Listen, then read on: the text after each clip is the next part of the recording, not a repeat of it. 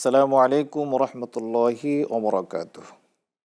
প্রিয় দর্শক, আপনাদেরকে আমন্ত্রণ জানাচ্ছি চ্যানেল এস এর বিশেষ আয়োজন রমাদানের উপহার অনুষ্ঠানে। দর্শক, আমরা প্রতিদিনই এক একটি বিষয়ের উপর আলোচনা শুনে থাকি, বলে থাকি, করে থাকি। আজ আমরা আলোচনা শুনব রমাদান ও কোরআন। এই বিষয়টির উপর আলোচনা পেশ করার জন্য আজ আমাদের মাঝে উপস্থিত হয়েছেন প্রাজ্ঞ, বিজ্ঞ, প্রথিতযশা আলেম দ্বীন, বিশিষ্ট ইসলামিক স্কলার ও মুফাসসির ডক্টর মাওলানা সাইফুল ইসলাম জিহাদি। আসসালামু আলাইকুম রহমতুল্লাহ। মোহতারাম, কেমন আছেন? আলহামদুলিল্লাহ, আল্লাহুম্মা লাকাল হামদ। আপনাকে অসংখ্য মোবারকবাদ যে আপনি সময় দিয়ে আমাদের মাঝে এসেছেন। আজ আমরা জানবো আপনার কাছ থেকে রমাদান ও কোরআন। এখন রমাদান আগে, কোরআন হলো পরে। রমাদান মাসের আপনার 27 রজনী, অর্থাৎ যেটাকে বলে লাইলাতুল কদরে কোরআন এসেছে, কিন্তু এর আগেই কিন্তু রমজান মাস শুরু হয়ে 26টি চলে গিয়েছে। তো সুতরাং আপনার থেকে আমরা জানবো রমাদান আগে না কোরআন আগে, আর কোনটার মর্যাদা বেশি, রমাদানের মর্যাদা বেশি না কোরআনের মর্যাদা বেশি? তাত্ত্বিক একটি আলোচনা আপনার থেকে আমরা শুনতে চাই। আলহামদুলিল্লাহি রাব্বিল আলামিন ওয়া সালাতু ওয়া সালামু আলা নবিয়িনা মুহাম্মদ ইবনে আবদুল্লাহ ওয়া আলা আলিহি ওয়া আসহাবিহি আজমাইন। জাযাকুমুল্লাহু খাইরান কাসীরা। তাকাব্বালাল্লাহু সিয়াম ওয়া কিয়াম।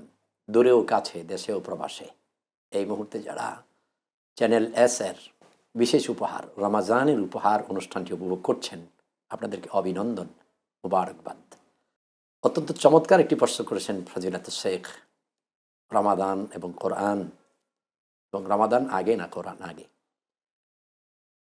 আপনার কোরআনুল কারিমেই তো রমাদানের আয়াত নাজিল হলো, ইয়া আইয়ুহাল্লাযীনা আমানু কুতিবা আলাইকুমুস সিয়াম কামা কুতিবা আলাল্লাযীনা মিন ক্বাবলিকুম লাআল্লাকুম তাত্তাকুন।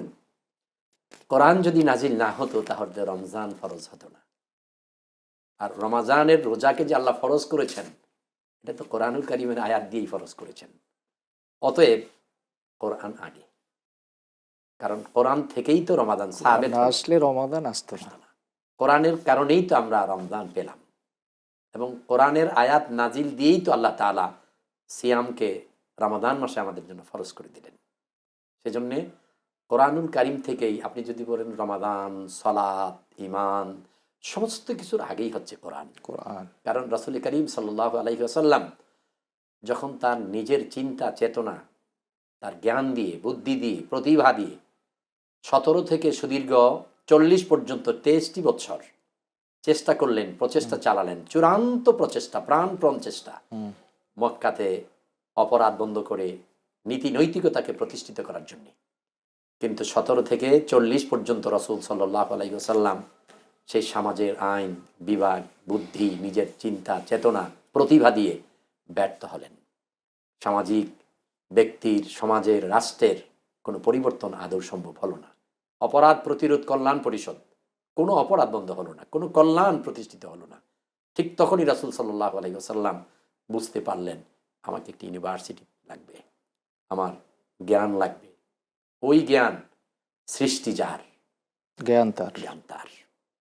সৃষ্টির যিনি করেছেন সেই স্রষ্টার জ্ঞান ছাড়া আমি এই পৃথিবীর পরিবর্তন আদৌ সম্ভব নয়। এজন্যে মজার বিষয় হচ্ছে, পৃথিবীর শুরু থেকে কিয়ামত পর্যন্ত তামাম পৃথিবীতে যত বড় বড় বিশ্ববিদ্যালয় তৈরি হবে, জামিয়া আল আজহার, উম্মুল কোরা, জামিয়া মদিনা মুনাব্বারা, কিং সৌদ, তামাম পৃথিবীর সর্বযুগের সর্বকালের সবচাইতে ইন্টারন্যাশনাল বিগ ইউনিভার্সিটি হচ্ছে জাবালে নূরের গায়ে হেরা। জাবালে নূরের গায়ে হেরা সর্বযুগের সর্বকালের সবচাইতে বড় ইউনিভার্সিটি। কারণ এই ইউনিভার্সিটিতেই প্রথম আল্লাহ তাআলা ছাত্র করেছেন মুহাম্মদুর রাসূলুল্লাহ সাল্লাল্লাহু আলাইহি ওয়াসাল্লামকে। নবীজি তখন ছেড়ে দিলেন তার ঘর, পরিবার, পরিজন, সমাজ এবং রাষ্ট্র, চলে গেলেন জাবালে নূরে, হেরা গুহার ভিতরে ধ্যানে মগ্ন থাকলেন আর আল্লাহর কাছে প্রার্থনা করতে লাগলেন যে, রব্বুল আলামিন, আপনার এই সৃষ্টির কল্যাণের জন্য আপনার আইন, আপনার বিধান ছাড়া আদৌ সম্ভব নয়। আম্মাজান খাদিজাতুল কুবরা রাদিয়াল্লাহু তাআলা খাদ্য নিয়ে সেখানে যেতেন। আল্লাহু আকবার। আম্মাজান খাদিজাতুল কুবরা রাদিয়াল্লাহু তাআলা প্রতিদিন 2 বার সেই গুহায় উঠতেন। আজকে যারা গিয়েছেন, দর্শক শ্রোতা যারা দেখেছেন গিয়েছেন, সেখানে উঠা 2100 ফুট 2100 ফুট কত 2200 কঠিন ফুট। বিষয়, কত যুবক সাহস করে না। আম্মাজান 2 বার খাদ্য নিয়ে যেতেন। বসে আছেন রাসূল সাল্লাল্লাহু আলাইহি ওয়াসাল্লাম পৃথিবীর শ্রেষ্ঠ ইউনিভার্সিটিতে, অপেক্ষায় অপেক্ষমান সৃষ্টির যিনি স্রষ্টা, বিধান দেবেন তিনি। ঠিক তখনই আল্লাহ রাব্বুল ইজ্জাত ও জালাল, আপনি দেখেন মুহাম্মদ সাল্লাল্লাহু আলাইহি ওয়াসাল্লামকে পৃথিবীতে পাঠিয়ে আহসানাল খালক, সৃষ্টির সর্বশ্রেষ্ঠ সর্বজ্ঞানী যিনি আল্লাহর পরে সবচেয়ে বেশি গুণান্বিত, এক কথায় বাদাল্লাহি আকরামা ও আযামা ও হাসানা হাদা মুহাম্মদুর রাসূলুল্লাহি সাল্লাল্লাহু আলাইহি ওয়াসাল্লাম, আল্লাহর পরে সম্মান, ইজ্জত, মর্যাদা, জ্ঞান সব কিছুতে যিনি সৃষ্টির সব কিছুর চাইতে শ্রেষ্ঠ, মুহাম্মদুর রাসূলুল্লাহ সাল্লাল্লাহু আলাইহি ওয়াসাল্লাম, যার ব্যাপারে আল্লাহ বললেন ইন্নাকা লা আলা খুলুকিন আযীম, শ্রেষ্ঠতম। আপনি দেখেন আল্লাহ তাআলা নিজেকে বললেন সাব্বিহিসমা রাব্বিকাল আলা, আবার নামাজের রুকুতে আপনি পড়ছেন সুবহানা রাব্বিয়াল আযীম, নামাজের রুকুতে সুবহানা রাব্বিয়াল আযীম। আর আল্লাহ তাআলা আমাদের প্রিয় রাসূলের জন্য বললেন ইন্নাকা লা আলা খুলুকিন আযীম। আযীম। সে রাসূলের কাছে আল্লাহ তাআলা পৃথিবীতে পাঠিয়ে দেখতে দেখতে 40টি বছর চলে গেল, কোনো কথা নেই, কোনো আলাপচারিতা নেই। 40টি বছর পরে আল্লাহ তাআলা তার প্রিয় হাবিবের সাথে কথা বলবেন, আলাপচারিতা শুরু করবেন। প্রথম কথাটাই তিনি শুরু করলেন ইকরা, ইকরা। পড়ো নবী পড়ো। নবীজি চিন্তায় পড়ে গেলেন, কি পড়বো? আনা উম্মি লা কিরা ওয়ালা কিতাবা, আমি কোনো মাদ্রাসায় যাইনি, কোনো শিক্ষকের কাছে যাইনি, আমি কোনো লিখতেও পারি না, পড়তেও পারি না, আমি কি পড়বো? আল্লাহ তাআলা বললেন বিসমি রব্বিকাল্লাযী খালাক, পৃথিবীর কোনো গ্রন্থ, সাহিত্য, ইতিহাস, বিজ্ঞান, ভূগোল, দর্শন আপনাকে পড়তে বলিনি, আপনি ওই প্রভুর নামে পড়ুন যিনি আপনাকে সৃষ্টি করেছেন। রাসূল সাল্লাল্লাহু আলাইহি ওয়াসাল্লামকে পড়াতে শুরু করলেন ইকরা বিসমি রব্বিকাল্লাযী খালাক দিয়ে। আপনি চিন্তা করুন ফজিলাতুশ শেখ, আল্লাহ তাআলা প্রথম কথায় বললেন না কাইফা হালুকা ইয়া রাসূলুল্লাহ, ও নবী আপনি কেমন আছেন, আশতাবি শাইউন, আপনার কিছু লাগবে কিনা, আপনি সালাত কায়েম করুন, দিন কায়েম করুন, যাকাত কায়েম করুন। আল্লাহ তাআলা কোনো কিছুই বললেন না। আল্লাহ তাআলা প্রথম বললেন ইকরা, পড়ো নবী পড়ো। কি পড়বে? কোরআনুল কারীম পড়ো। অতএব আপনার আলোচনার আজকের মূল বিষয়টি ছিল কোরআন আগে নাকি সিয়াম, রমাদান আগে? শুধু সিয়াম নয়, ঈমান, সালাত, জিহাদ, এক কথায় আল্লাহ রাব্বুল ইজ্জাত ও জালাল তার প্রিয় রাসূলের মাধ্যমে জাতিকে যত মেসেজ দিয়েছেন, সব মেসেজের আগে ছিল আল কোরআন। কোরআনের মাধ্যমেই তিনি সেই মেসেজগুলো কি করেছেন? দিয়েছেন। অতএব রাসূল সাল্লাল্লাহু আলাইহি সাল্লাম এই মাসকে কোরআনের মাস হিসাবে ধরে নিতেন। এই জন্যে আল্লাহ তাআলা বললেন শাহরু রমাদান আল্লাযী উনজিলা ফীহিল কোরআন, আমি কোরআন নাজিল করেছি রমজান মাসে। এই জন্য রাসূল সাল্লাল্লাহু আলাইহি সাল্লামের যতগুলো ভীষণ ছিল, আপনি আশ্চর্য হবেন, সিয়াম এবং কিয়ামের চাইতেও রাসূলের মূল উদ্দেশ্য ছিল যে এই রমজানেই জমিনে আল্লাহর কোরআনকে প্রতিষ্ঠিত করতে চাই, কোরআনী হুকুমত শাসন কায়েম জি, করতে চাই। আপনাকে রমাদান আমরা পালন করি, কোরআনও আমরা রমাদানে মসজিদে মসজিদে তেলাওয়াত হয়, বাসায় বাসায় তেলাওয়াত হয়। কিন্তু কোরআনের যে মূল শিক্ষা, কোরআনের যে সামাজিক দর্শন, কোরআনের যে রাষ্ট্রীয় দর্শন, কোরআনের যে পারিবারিক দর্শন, এটা কেন আমাদের বাস্তবায়ন হচ্ছে না? এটা বাস্তবায়নের চ্যালেঞ্জগুলো কোথায় কোথায় আমাদের সমাজে রয়েছে? ফজিলাতুশ শেখ আহলান ওয়া সাহলান, চমৎকার একটি বিষয় এবং প্রশ্ন আপনি করেছেন। আমরা রমজান কারিমে দুটি ইবাদতকে আমরা প্রাধান্য দিই, একটি হচ্ছে সিয়াম আর একটি হচ্ছে কিয়াম। কিয়াম, এজন্য কিয়ামের জন্য আমরা প্রায়ই অধিকাংশ মসজিদে সালাতুত কিয়াম বা যেটাকে তারাবি বলা হয়, তরাবি সেখানে আপনি কোরআন খতমের খতম হয়। শুরু থেকে শেষ তিলাওয়াতের জন্য আপনি প্রতিযোগিতায় মেতে পড়েন। তো আপনার এই প্রশ্নটি যদি আপনি তাকান, তাহলে আপনাকে মূল কথায় যেতে হচ্ছে কোরআন নাজিলের কারণ কি, কোরআন কেন নাজিল হলো, কোরআন কি নিয়ে এলো। আপনি দেখেন আল্লাহ রাব্বুল ইজ্জাত ও জালাল বলছেন কুতিবা আলাইকুমুস সিয়াম কামা কুতিবা আলাল লাযিনা মিন ক্বাবলিকুম লাআল্লাকুম লাআল্লাকুম তাত্তাকুন। তাত্তাকুন। আল্লাহ কিন্তু একথা বলেননি যে কিয়ামুস সিয়াম, আকামাস সিয়াম। আল্লাহ তাআলা সালাতের বিষয়ে বললেন বাদাল ইমানি আউয়ালাল ইবাদাতি আস-সালাত, ইমানের পরে গুরুত্বপূর্ণ ইবাদত ইবাদত হচ্ছে হচ্ছে সালাত, সালাত। এবং as-সালাতু রাইসুল ইবাদা, সালাত হচ্ছে সমস্ত ইবাদতের ডিপার্টমেন্ট অফ দ্য হেড, মাথা। তো আল্লাহ তাআলা সালাতের বেলায় কি বললেন? আকিমুস সালাহ, সালাতকে প্রতিষ্ঠিত করো। এই যে আকিমুস সালাহ, সেটা হচ্ছে ব্যক্তি, পরিবার, সমাজ, রাষ্ট্র, রাষ্ট্র সালাতকে প্রতিষ্ঠিত। রাষ্ট্র ক্ষমতায় যারা থাকবে, অথবা রাষ্ট্রের বিভিন্ন সেক্টরে যারা প্রতিনিধি থাকবে, দায়িত্বশীল থাকবে, আল্লাহ তাআলা বললেন তারা যদি নিজেদেরকে ইমানদার মনে করে, নিজেদেরকে মুসলিম মনে করে, নিজেদেরকে আল্লাহর বান্দা মনে করে, তারা যদি নিজেদেরকে নাজাত প্রাপ্তির আশা করে, তাহলে 4টি কাজ আমি আল্লাহ তাআলা তাদেরকে প্রথম দিলাম। এর প্রথমটি হলো আকামাস সালাহ, তারা রাষ্ট্রীয়ভাবে সালাত কায়েম করবে। এই জন্য সালাত কায়েমের যে বিষয়টা ব্যক্তির জন্য তার পরিবারে ফরজ, সমাজপতির জন্য তার সমাজে সালাত কায়েম করা তার উপরে ফরজ, এবং রাষ্ট্রের জন্য রাষ্ট্রপ্রধান, রাষ্ট্রের বিভিন্ন সেকশনে যারা আছেন তাদের উপরে ফরজ।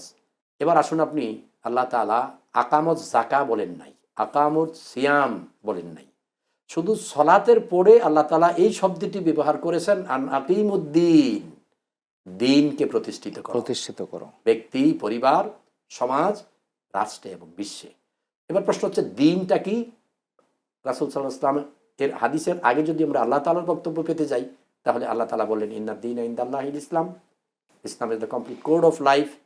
আওয়ার প্রফেট হযরত আহমদ মুস্তাফা সাল্লাল্লাহু আলাইহি ওয়াসাল্লাম, their book of the holy Quran adjust anything life going to the heaven. সুপ্রিয় দর্শক ও শ্রোতা, আজকের এই রমাদানুল কারিমে চ্যানেল এস এর বিশেষ আয়োজন রমাদানের উপহার, এটিএম হেমায়েতুদ্দিন ফাজিলাতুশ শেখের উপস্থাপনায় আপনাদের কাছে আমি যে মেসেজটা দিতে চাচ্ছি সেটা হচ্ছে, আল্লাহ তাআলা যত ইবাদতের কথা বলেছেন, গুরুত্বপূর্ণ হচ্ছে আকিমুদ্দিন। আকিমুস সালাতের গুরুত্ব যতটা, আর আকিমুদ্দিনের গুরুত্বও কি ততটা। আর এই জন্যেই রাসূল সাল্লাল্লাহু আলাইহি ওয়াসাল্লামের রমজানের সর্বপ্রথম ভীষণ এবং মিশন ছিল, মূল কাজ ছিল যে এই সমাজে, এই রাষ্ট্রে আন আকিমুদ্দিন, আল্লাহর আইনকে, কোরআনকে প্রতিষ্ঠিত করা। কোরআন তো শুধু আপনি রমজানে রাতের বেলায় কিয়াম এর লাইলে কোরআন তেলাওয়াত করবেন 30 পারা, এই জন্যে কোরআন নাজিল হয়নি। কোরআন তিলাওয়াত করবেন এই জন্যে কোরআন নাজিল হয়নি। কোরআন দিয়ে কেউ একদল সমিনা পড়বে এই জন্যে কোরআন নাজিল হয়নি। যেটা আদৌ ইসলামে নেই, কোরআন দিয়ে আপনি সমাজে সমাজে কোরআন খতম করবেন কিছু অর্থের বিনিময়ে, সেখানে দোয়া করবেন নাজাতের জন্যে, এই জন্যে কোরআন নাজিল হয়নি। কোরআন নাজিল হয়েছে ব্যক্তি, পরিবার, সমাজ, রাষ্ট্র, বিশ্ব চালাবার জন্যে। কোরআন হয়ে গেছে আজকে আমাদের কাছে তাবিজের কিতাব। এটা অত্যন্ত দুর্ভাগ্য এই জাতির জন্যে। কোরআন হয়ে গেছে তাবিজের কিতাব, কোরআন হয়ে গেছে দোয়ার কিতাব, কোরআন হয়ে গেছে সমিনার কিতাব, কোরআনুল কারীম হয়ে গেছে কেউ মারা গেলে সেখানে তেলাওয়াত করার কিতাব। কিন্তু রাসূল সাল্লাল্লাহু আলাইহি ওয়াসাল্লামের জীবদ্দশায়, সাহাবায়ে আজমাইনের জীবদ্দশায় কখনো কেউ মারা গেলে সেখানে বসে কোরআন শরীফ তেলাওয়াত করা হয়নি। কোরআন তো হলো আমার জীবন পরিবর্তনের জন্য, জীবিতদের জন্য হচ্ছে আল কোরআন, জীবিত মানুষের জন্য, জীবিতদের জন্য কোরআন হচ্ছে holy Quran is the guide, holy Quran is the law. যে আমাদের দেশে বিভিন্ন মাজার আছে, মাজারে কিন্তু মৃত্যু মানুষকে মানুষ টাকা দেয়। এটা কি? তা জীবিত মানুষ না খেয়ে মরতেছে, জীবিত মানুষ কিন্তু না খেয়ে আছে। চমৎকার দৃষ্টিভঙ্গিতে আপনি চলে গেলেন। জীবিত লোক আপনার কাছে বলছে সারাদিন কিছু খাইনি, একবেলা ভাত খেতে দেবে, আপনি তাকে ধমক দিয়ে পেছনে রেখে মাজারে গিয়ে আপনি গরু দিচ্ছেন। আচ্ছা আপনি বলেন তো, মৃত ব্যক্তি কি খেতে পারে? তাহলে মৃত ব্যক্তিকে তো খাবার দিতে বলা হয়নি, মৃত ব্যক্তির কাছে কিছু দিতে বলা হয়নি। এজন্য মৃত ব্যক্তি আপনার কোনো কাজেই আসবে না, মৃত ব্যক্তি আপনার কোনো উপকারে আসবে না, বরং আপনি আসবেন মৃত ব্যক্তির উপকারে যতদিন আপনি বেঁচে আছেন। এই জন্য রাসূল কারীম সাল্লাল্লাহু আলাইহি ওয়াসাল্লাম ইরশাদ করেছেন, ইযা মাতাল ইনসানু ইনকাতা আনহু আমালু ইল্লা বিসালাসা সাদাকাতান জারিয়াতান আও ওয়ালাদান সালিহান ইয়াদউ লাহু আও ইলমান ইয়ানফাউ বিহিন নাস। এজন্য ইযা মাতাল ইনসানু ইনকাতা, একটি মানুষ যখন মরে যায় তার সমস্ত আমলগুলোকে কেটে দেওয়া হয়। মৃত ব্যক্তি কখনো জীবিত ব্যক্তির উপকারে আসতে পারে না। কিন্তু আজকে কোরআন না জানার কারণে, কোরআন না বোঝার কারণে, আমি যে মেসেজটি আপনার এবং এই চ্যানেল এস এর রমাদানের বিশেষ উপহারের অনুষ্ঠানে জাতিকে দিতে চাচ্ছি সেটি হচ্ছে, কোরআন নাজিল হয়েছে বুঝার জন্যে, মানার জন্যে।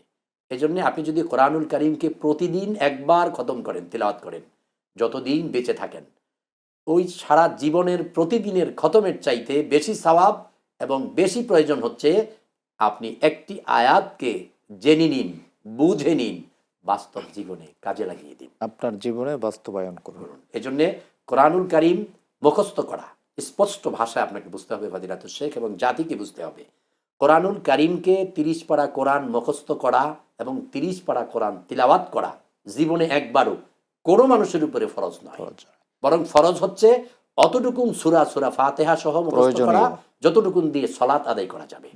কিন্তু আল্লাহর কসম করে বলছি, এই রমাদান করিমে কোরআনুল করিম আর রাসূল সাল্লাল্লাহু আলাইহি ওয়াসাল্লামের জীবন নিয়ে আলোচনা করতে আল্লাহ তাআলার জাত ও ইজ্জতের কসম করে বলছি এই জাতির কাছে, কোরআনুল করিম পৃথিবীর সমস্ত মুসলিম, সমস্ত মানুষ নিজের মায়ের ভাষায় বুঝা এবং মেনে নেওয়া প্রত্যেকটি এটাই মানুষের হচ্ছে উপরে কোরআনের ফরজ। দাবি। এই জন্য আল্লাহ তাআলা, কোরআন একটি মুসলমানের কিতাব নয়, কোরআন শুধু একটি গতানুগতিক ধর্মীয় গ্রন্থ নয়। যে আপনি চমৎকার আলোচনা করছিলেন, আমরা বুঝতে পেরেছি যে আসলে কোরআনটা এটা জীবিত মানুষের জন্য। মানুষ মানুষ যেন কোরআন অনুযায়ী চলে, পৃথিবীর সব মানুষ মানুষের জন্য মানুষের মতের মতো যেন কোরআন না চলে। জি, তাই আসুন, আপনাকে অসংখ্য মোবারকবাদ, ধন্যবাদ। আমরা গুরুত্বপূর্ণ আলোচনা শুনলাম, আজ আর সময় নেই, অন্য কোনো অনুষ্ঠানে আলোচনা শুনবো ইনশাল্লাহ। সুপ্রিয় দর্শক, এতক্ষণ আপনারা শুনছিলেন, দেখছিলেন চ্যানেল এস এর বিশেষ আয়োজন রমাদানের উপর অনুষ্ঠান। আমরা অনুষ্ঠানের শেষ পর্যায়ে চলে এসেছি, আজ বিদায় নেবার পালা। আগামী অনুষ্ঠান দেখার আমন্ত্রণ জানিয়ে আজকের মতো এখানেই শেষ করছি। আল্লাহ হাফেজ। আসসালামু আলাইকুম রহমতুল্লাহি ওয়া বারাকাতুহু।